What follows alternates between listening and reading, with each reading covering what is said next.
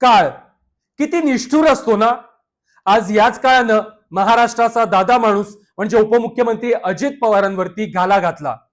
बारामतीतील विमान अपघातामध्ये अजितदादांचा मृत्यू झालाय आणि महाराष्ट्रातील एका दादा पर्वाचा अस्त झालाय. जिल्हा परिषद आणि पंचायत समिती निवडणुकीच्या प्रचार सभांसाठी जात असणाऱ्या अजित पवारांच्या विमानानं 2 वेळा बारामतीमध्ये लँडिंगचा प्रयत्न केला.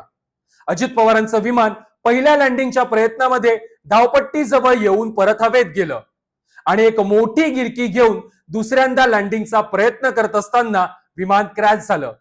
म्हणजे जेव्हा हे विमान दुसऱ्या वेळी लँडिंगचा प्रयत्न करत होतं, खाली येत होतं, तेव्हा 100 फूट उंचीवर असतानाच ते क्रॅश होईल असं वाटत होतं, अशी माहिती काही प्रत्यक्षदर्शींनी दिली आहे. त्यामुळे आता या व्हिडिओमध्ये अजित पवारांचं हे विमान कसं क्रॅश झालं याची काही संभाव्य कारणं आपण समजून घेऊ.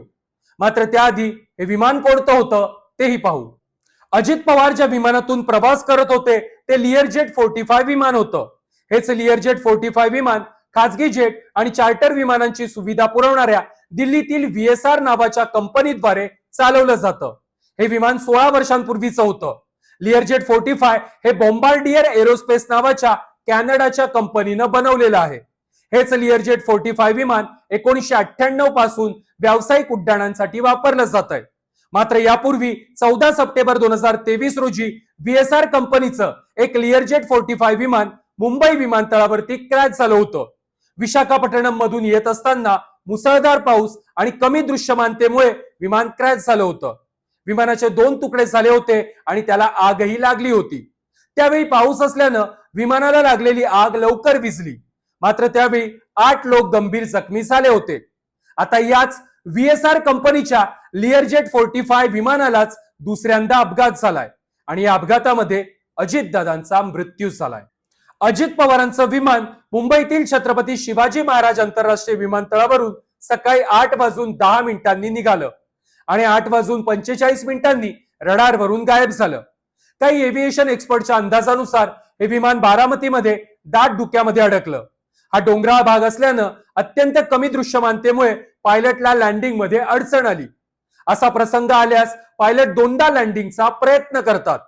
अजित पवारांच्या विमानाच्या पायलटनं देखील दुसऱ्यांदा विमानाच्या लँडिंगचा प्रयत्न केला, परंतु कमी दृश्यमानतेमुळे जेट नियंत्रणाबाहेर गेलं आणि अपघाताला बळी पडलं असा अंदाज एव्हिएशन एक्सपर्ट कडून वर्तवला जातोय. तर DGCA म्हणजे director general of civil aviation नुसार सकाळी सुमारे 8:45 विमानाला शेवटच्या टप्प्यामध्ये तांत्रिक अडचणींचा सामना करावा लागला. लँडिंगच्या वेळी पायलटला विमानावरती नियंत्रण ठेवता आलं नाही आणि विमान धावपट्टीवर घसरलं. जमिनीवर आदळताच त्याला आगही लागली. आता हे DGCA, महाराष्ट्र एव्हिएशन डिपार्टमेंट आणि काही एव्हिएशन एक्सपर्टनी वर्तवलेले अपघाताचे प्राथमिक अंदाज होते. यानंतर मात्र अजित पवारांचं विमान क्रॅश होण्यामागची काही इतर संभाव्य कारणं असू शकतात का तेही पाहूया. तर पहिलं संभाव्य कारण इंजिन किंवा नियंत्रण प्रणालीमध्ये तांत्रिक बिघाड झाला असावा. विमानाच्या अपघाताचं सर्वात संभाव्य कारण म्हणजे विमानाचं इंजिन किंवा नियंत्रण प्रणालीमध्ये बिघाड असू शकतो. लँडिंग दरम्यान यात काही अडचण आल्यास वैमानिकाला विमानाची गती आणि योग्य अँगल कळू शकत नाही, त्यामुळे अपघात होऊ शकतो. मात्र हे तेव्हाच कळेल जेव्हा विमानातील ब्लॅक बॉक्स मधून मिळालेली माहिती आणि इतर तथ्यांच्या आधारे अपघाताची चौकशी होईल. विमान अपघाताचं दुसरं संभाव्य कारण म्हणजे वैमानिकाची चूक. जर लँडिंगच्या वेळी जेटची गती आणि अँगल योग्य नसेल तर अशा परिस्थितीमध्ये वैमानिक अपघात टाळण्यासाठी दुसऱ्यांदा विमान लँड करण्याचा प्रयत्न करतात. मात्र अशा वेळी पायलटचा अंदाज चुकल्यास अपघात होऊ शकतो. नासा एम्स रिसर्च सेंटरच्या अहवालानुसार जगभरातील विमान अपघातांच्या 50% प्रकरणांमध्ये पायलटची चूक असते. या व्यतिरिक्त अनेकदा लहान खासगी जेट उडवणारे पायलट कमी अनुभवी असतात, त्यामुळेही अपघाताचा धोका वाढतो. विमान अपघाताचं तिसरं संभाव्य कारण म्हणजे वाऱ्याचा वेग आणि खराब हवामान. वेगानं वाहणारा वारा, धुके, कमी दृश्यमानता किंवा अचानक वाऱ्याची दिशा बदलल्यानं मध्यम आकाराच्या विमानांना लँडिंग करणं कठीण होतं. विमान दिशा भरकटतं किंवा क्रॅश होऊ शकतं. लिअरजेट 45 हे एक हलकं विमान आहे जे खराब हवामानामुळे जास्त प्रभावित होऊ शकतं. त्यामुळे बारामतीच्या परिसरामध्ये काही एअर टर्ब्युलन्स असेल तर ते देखील अपघाताचं कारण असू शकतं. अजित पवारांच्या विमानाच्या क्रॅश वेळी हवामान स्वच्छ असेल तरी वाऱ्याची दिशा अचानक बदलणे यासारख्या घटकांची माहिती तपासानंतर समोर येईल. मात्र विमान लँडिंग करण्यापूर्वी 30 ते 35 मिनिटं गिरट्या घालत राहिलं असेल तर पायलटला लँडिंगसाठी परिस्थिती सुरक्षित वाटत नव्हती अशी ही शक्यता आहे. त्यामुळे एअर टर्ब्युलन्समुळे हा अपघात झालाय का हे देखील चौकशीतून समोर येईल.